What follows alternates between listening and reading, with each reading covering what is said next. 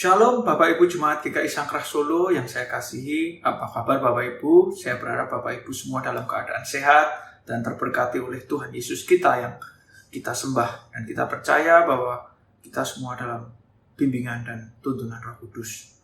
Mari sebelum kita mendengarkan firman Tuhan, mari kita tunduk dalam doa terlebih dahulu. Mari kita berdoa. Bapa di surga, kami kembali menghadap hadirat-Mu Bapa, kami mengucap syukur untuk berkat dan penyertaan-Mu. Dan sebentar kami akan dengarkan firman-Mu, kiranya Tuhan kirimkan Roh Kudus-Mu yang memimpin setiap kami supaya kami dapat mengerti apa yang menjadi pesan-pesan Tuhan untuk kami. Dan kami dapat melakukannya dalam pimpinan dan tuntunan Roh Kudus sendiri. Pimpinlah kami ya Bapa, dalam nama-Mu kami berdoa dan bersyukur. Amin. Renungan pada hari ini, saya akan ambil tema dari iri hati yang seringkali kita hadapi dalam kehidupan kita sehari-hari. Ya, Bapak Ibu pasti pernah juga ya mengalami iri terhadap orang lain atau berpikiran yang tidak-tidak atau macam-macam hal yang dalam kehidupan kita yang mengenai hal iri hati. Tapi Tuhan mengajarkan kita untuk selalu berhikmat. Mari kita baca surat Yakobus ayat yang ketiga, pasal yang ketiga ayat 13 sampai 18. Judulnya hikmat yang dari atas ya. Kita buka Alkitab kita dulu pasal yang ketiga. Ya, ayat 13. Judulnya hikmat yang dari atas. Ayat yang 13.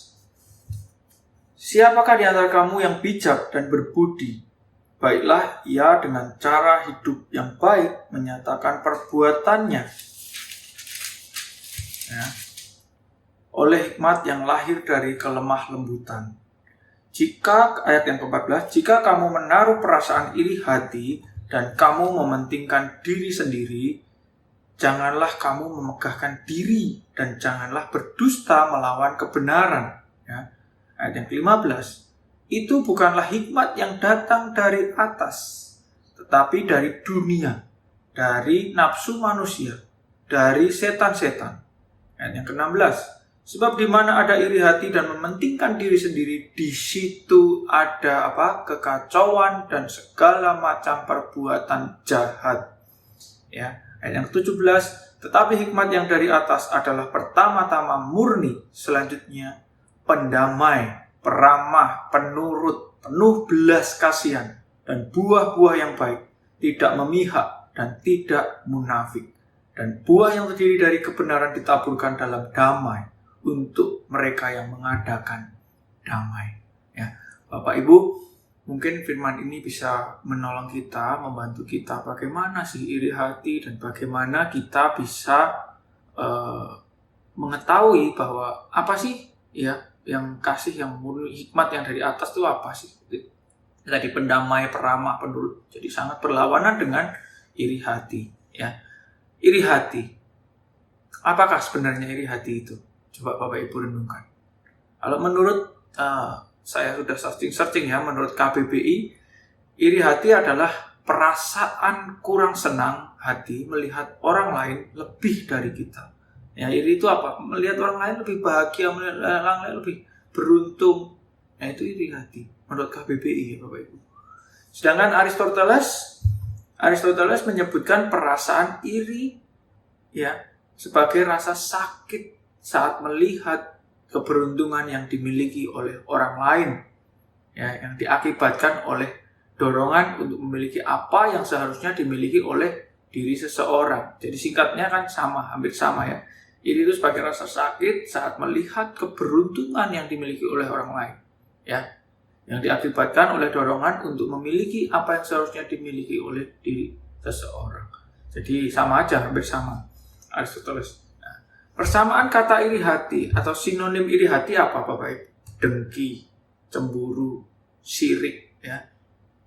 Kalau bahasa Inggrisnya envy, ya, iri hati.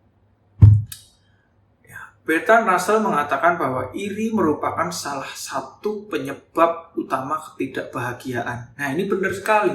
Jadi di saat kita mengingini barang orang lain atau mengingini kebahagiaan orang lain, nah gimana kita bisa bahagia, Bapak Ibu. Kan nggak mungkin kita bisa bahagia sedangkan kita berpikir orang lain lebih dari kita. Itu nggak mungkin. Ya. Apakah Bapak Ibu setuju dengan apa yang kita sudah bahas ini tadi mengenai iri hati? Perasaan kurang senang hati melihat orang lain lebih dari kita. Melihat orang lain lebih beruntung, melihat orang lain lebih kaya, melihat orang lain lebih diberkati. Itu termasuk apa? Hal iri hati. Ya, seringkali kita berpikir seperti itu. Nggak usah jauh-jauh. Anak saya Samuel dan Selena aja bisa saling iri. Yang Samuel iri sama ciciknya, yang si Selena iri sama adiknya. Anak ini yang kecil lebih disayang, ya. Yang kecil juga merasa yang besar lebih disayang. Jadi itu hal-hal yang selalu hari ke hari itu kita hadapi bersama. Ya, itu satu. Kedua, yang sering kita alami juga waktu kita pergi-pergi dengan orang terdekat kita atau pergi-pergi dengan teman, sahabat kita, melihat mereka lebih memiliki ini itu dan mereka bisa pergi luar negeri dan lain sebagainya, pasti ada rasa ingin. Ya, tapi ingat yang Yakobus tadi bilang, pakai hikmat. Ya, hikmat yang daripada Tuhan itu apa? Tidak mengingini barang orang lain. Ingat. Jadi selalu baca firman supaya kita tuh dipantau, dituntun pakai hikmat Tuhan. Ya. Contoh, mari kita bahas contoh iri hati dalam Alkitab. Ya, iri hati dalam Alkitab apa? Coba contohnya. Dari Perjanjian Lama, seperti kita tahu Kejadian 4 ayat 3 sampai 7. Kejadian 4 ayat 3 sampai 7. Nanti Bapak Ibu baca itu mengenai Kain dan Habil, ya kan? Nah, Kain iri kepada Habil karena persembahannya tidak diindahkan oleh Tuhan, ya kan? Tapi Tuhan bilang apa? Ayat yang ke-6. Firman Tuhan kepada Kain, "Mengapa hatimu panas dan mukamu muram?" Nah, itu tuh iri hati itu menimbulkan apa? Hatimu panas dan mukamu muram. Apakah mukamu tidak akan berseri jika engkau berbuat baik? Nah, berbuat baik dalam arti apa? Memberi persembahan ya udah tulus, nggak usah berharap apa-apa. Ya, itu supaya kita tidak iri hati. Tetapi jika engkau tidak berbuat baik, dosa sudah mengintip di depan pintu. Ia sangat menggoda engkau. Ya, tetapi engkau harus berkuasa atasnya. Jadi apa? Kita diminta untuk berkuasa atas dosa. Ya, berkuasa karena apa?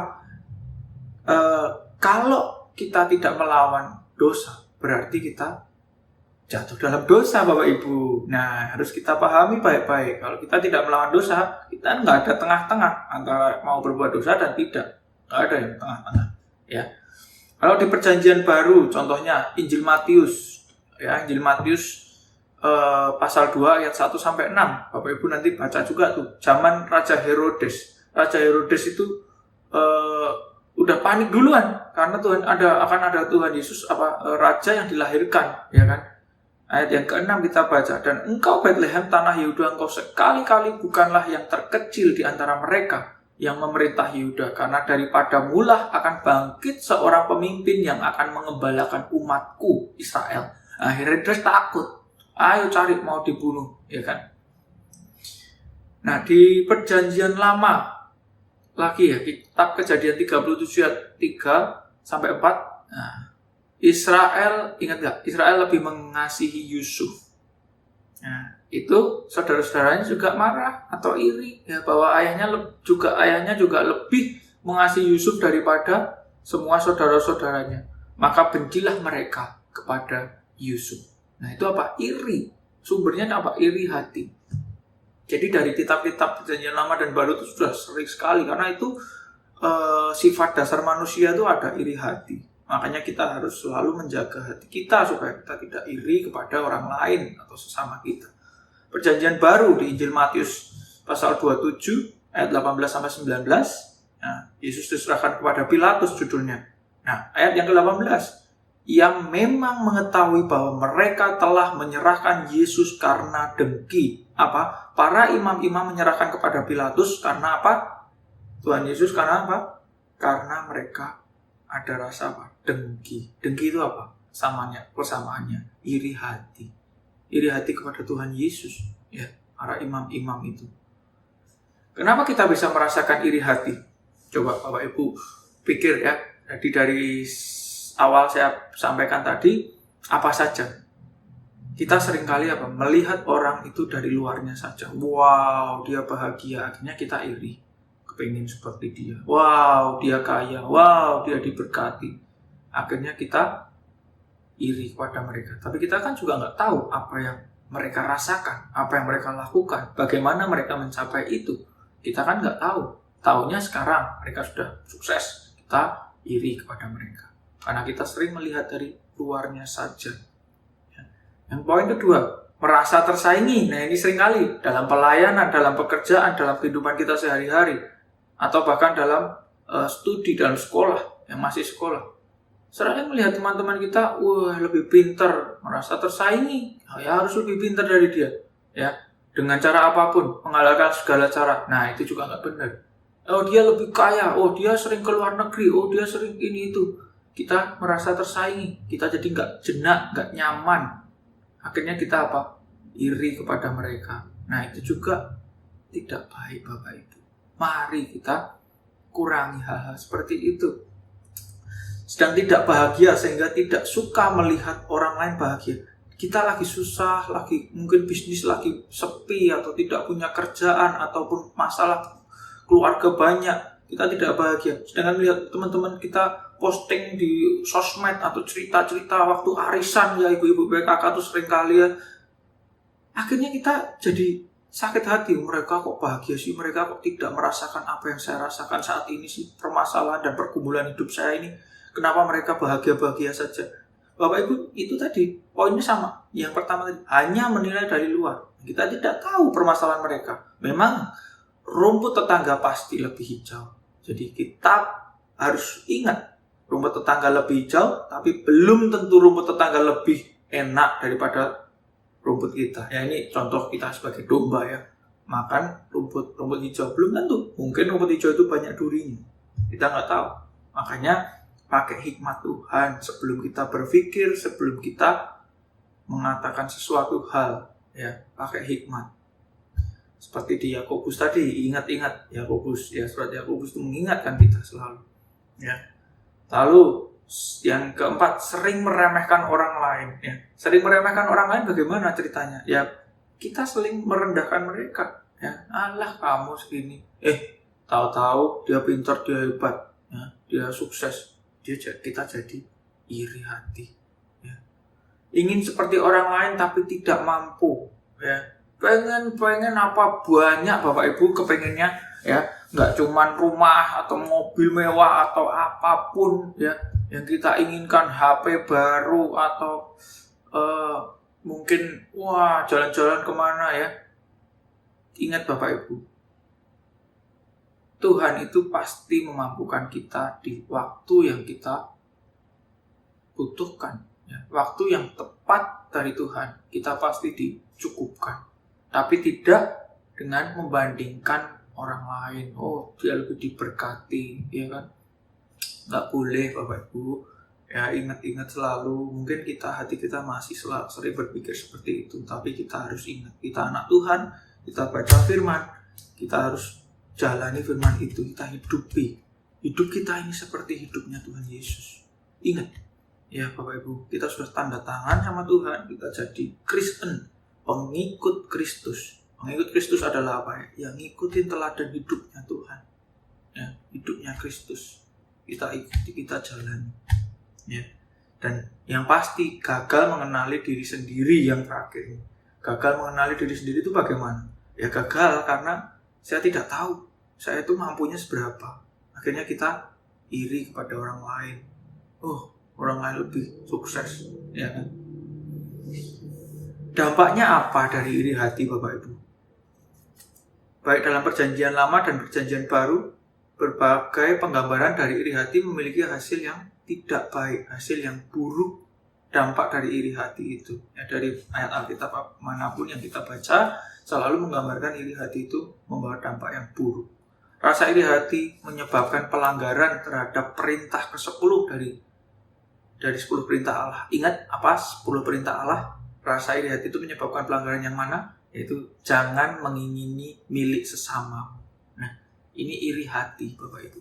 Ya, ingat, Tuhan sudah selalu mengecam keras bahwa kita tidak boleh mengingini milik sesamamu. Ya. Iri hati dapat mengantar seseorang sampai kepada perbuatan yang jahat yang dapat dilakukan. Ya, iri hati itu bisa sampai membunuh. Bapak Ibu sering kan banyak berita, banyak cerita, karena mengingini rumah mobil tetangga yang bagus sampai dibunuh, ya kan? Sampai yang baru-baru ini banyak hal ya, mencuri motornya anak-anak muda. Aduh, sekarang itu kita miris sekali sebenarnya melihat mereka ya, iri karena mereka punya motor baru sampai membunuh.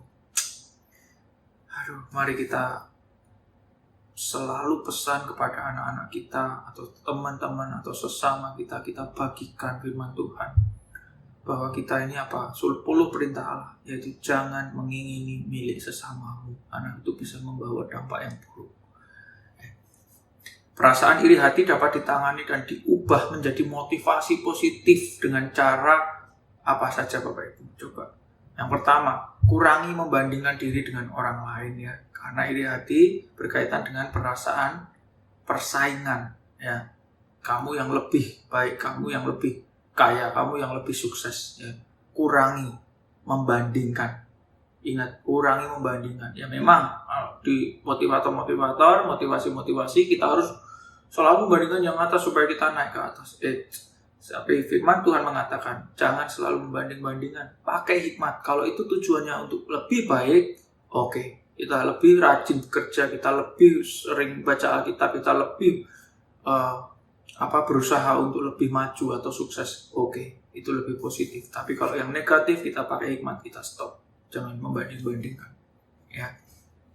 Dan sadari kemampuan yang kita miliki. Apa yang Tuhan berikan kepada kita, yang kita miliki, kita harus mengucap syukur karena itu semua karena Tuhan. Ya. Karena kasih dan anugerahnya kita bisa sampai seperti ini, sampai hari ini. Ya. Fokus pada kemajuan dan bersyukur atas kekuatan yang kita miliki saat ini. Jadi fokus ya pada kemajuan. Kita harus rajin bagaimana bisa maju, ya kan? Bersyukur, ingat selalu bersyukur atas kekuatan yang kita miliki saat ini atau berkat yang kita miliki saat ini. Ya, bangun kepercayaan diri dan kepercayaan pada orang lain. Karena saat kepercayaan kuat, rasa aman akan muncul. Nah, kalau kita percaya diri dan percaya kepada orang lain, pasti kita akan lebih merasa aman, ya kan? Dan mengurangi ketakutan dan kecemasan. Otomatis kita bahagia. Nah, cobalah untuk lebih terbuka antara satu sama lainnya, sahabat-sahabat kita, sahabat-sahabat pelayanan di pekerjaan, dan juga terutama dalam keluarga dengan suami, istri, atau anak. Nah, kita harus lebih terbuka, ya, saling bicara kalau ada masalah, jangan diem aja. Dan gunakan hikmat dari Tuhan dengan membaca Alkitab. Selalu baca Alkitab dan berdoa, ya Bapak Ibu. Nah, itu menolong kita untuk bisa menggunakan hikmat Tuhan dalam kehidupan kita. Dengan begitu, rasa cemburu, iri hati akan terkontrol dan tidak menyebabkan efek buruk bagi kita. Nah, untuk penutup, saya pesan Bapak Ibu, Jemaat GKI Santo Solo, jagalah hatimu dengan segala kewaspadaan, karena dari situlah terpancar kehidupan. Ya, Amsal 4 ayat 16. Bapak Ibu, mari kita tutup dalam doa renungan harian pada hari ini. Mari kita berdoa. Bapa di surga, terima kasih Tuhan untuk berkat-Mu pada hari ini. Tuhan, Kau telah berikan kami firman yang sangat menolong kami mengenai iri hati. Dan Kau menjelaskan mengenai hikmat yang daripada-Mu ya Bapa melalui surat Yakobus. Engkau sudah menguatkan kami melalui surat Amsal. Ya Bapa, mampukan kami menjalankannya. Kuatkan kami ya Roh Kudus. Ingatkan selalu supaya kami dapat menjalankan semua pesan-pesan Tuhan ini dalam kehidupan kami dan kepada sesama kami. Ampuni dosa kami ya Bapa. Kami serahkan seluruh kehidupan kami ke dalam tangan dan kuasa-Mu. Di dalam nama Tuhan Yesus kami sudah berdoa dan bersyukur. Terima kasih Bapak Ibu. Semoga firman ini menjadi berkat bagi kita semua. Amin.